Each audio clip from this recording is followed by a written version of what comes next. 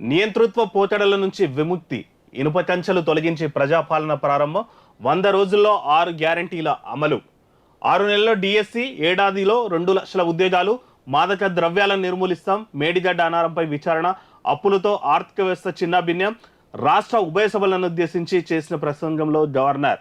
So governor గారు నిన్న శాసనసభను ఉద్దేశించి మాట్లాడారు. దాంట్లో నియంతృత్వ పోతలకి ఇంకా చర్మగీతం పాడినరు, ఇనప కంచెలు పోయినాయి, తర్వాత 100 రోజుల్లో 6 గ్యారెంటీల అమలు చేస్తామని కూడా గవర్నర్ గారు తన ప్రసంగంలో తెలిపారు. 3 కోట్ల మేటి ప్రజల గొంతొకటి కోరికొకటి, తెలంగాణ వెలిసి నిలిచి ఫలించాలి భారతాన అన్న కాళోజీ నారాయణరావు పలుకులతో గవర్నర్ తన ప్రసంగాన్ని ప్రారంభించారు.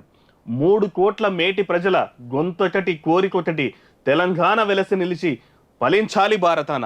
ఆ రోజులో ఉన్నటువంటి 3 కోట్ల తెలంగాణ వాసుల కల నిజమై భారతదేశాన తెలంగాణ వికసించాలి, విరజిల్లాలి, తర్వాత ఫలించాలి అనేటువంటి మాటను తన ప్రసంగంలో ఇంక్లూడ్ చేశారు. కాళోజీ నారాయణరావు గారి కవితను తను గవర్నర్ గారు ఉటంకించారు నిన్న సభ ప్రారంభమవుతున్నప్పుడు తన ప్రసంగంలో.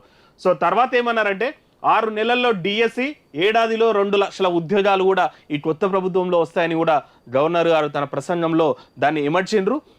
మాదక ద్రవ్యాలను నిర్మిస్తాం. మనం చూసినాం తెలంగాణ రాష్ట్రంలో గత ప్రభుత్వంలో ఎన్నిసార్లు ఈ పబ్బుల మీద దాంట్ల మీద దాడి జరిగి మాదక ద్రవ్యాలు దొరికినటువంటిది, విఐపీలు దొరికినటువంటిది, సినీ ప్రముఖులు దొరికినరని, సినీ ప్రముఖుల పిల్లలు దొరికినరని, చాలా మంది పెద్దోళ్ళ పిల్లలు దొరికినరని ఆ ఇష్యూ జరుగుతుండే.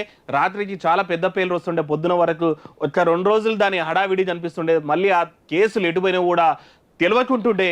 అట్లాంటి దాని మీద చాలాసార్లు ఈవెన్ రేవంత్ రెడ్డి గారు అయితే, మీ ప్రతిపక్ష నాయకులు, ఈవెన్ పొలిటీషియన్స్ మీద కూడా కామెంట్లు చేసినటువంటిది, ఆరోపణలు చేసినటువంటిది, మీ బ్లడ్ శాంపుల్స్ ఇస్తారా అన్నటువంటిది విమర్శలు, ఆరోపణల నేపథ్యంలో ఈ కొత్త ప్రభుత్వం వీటిపైన స్పెసిఫిక్గా ఈ మాదక ద్రవ్యాలను నిర్మూలించే దిశగా కఠిన చర్యలు తీసుకోవాల్సిన విధంగా కూడా వాళ్ళు ప్రణాళికలు రూపొందిస్తున్నారు అనేటువంటి మాట గవర్నర్ గారు తన ప్రసంగంలో చేర్చి సభాముఖంగా తెలిపినటువంటిది ఉంది. మనం చూస్తున్న నార్కోటిక్స్ డిపార్ట్మెంట్ను కూడా పటిష్టం చేసేందుకు రేవంత్ రెడ్డి గవర్నమెంట్ పటిష్టమైనటువంటి చర్యలు తీసుకుంటుంది. ఆ డిపార్ట్మెంట్కి సంబంధించిన ఇన్ఛార్జీలను కూడా సెఫిల్ చేసేసి ఈరోజు కఠినమైన చర్యలు చేసే విధంగా రేవంత్ రెడ్డి గవర్నమెంట్ ముందుకెళ్తుంది అన్నటువంటి మాట నిన్న గవర్నర్ గారు తన ప్రసంగంలో ఇమర్చి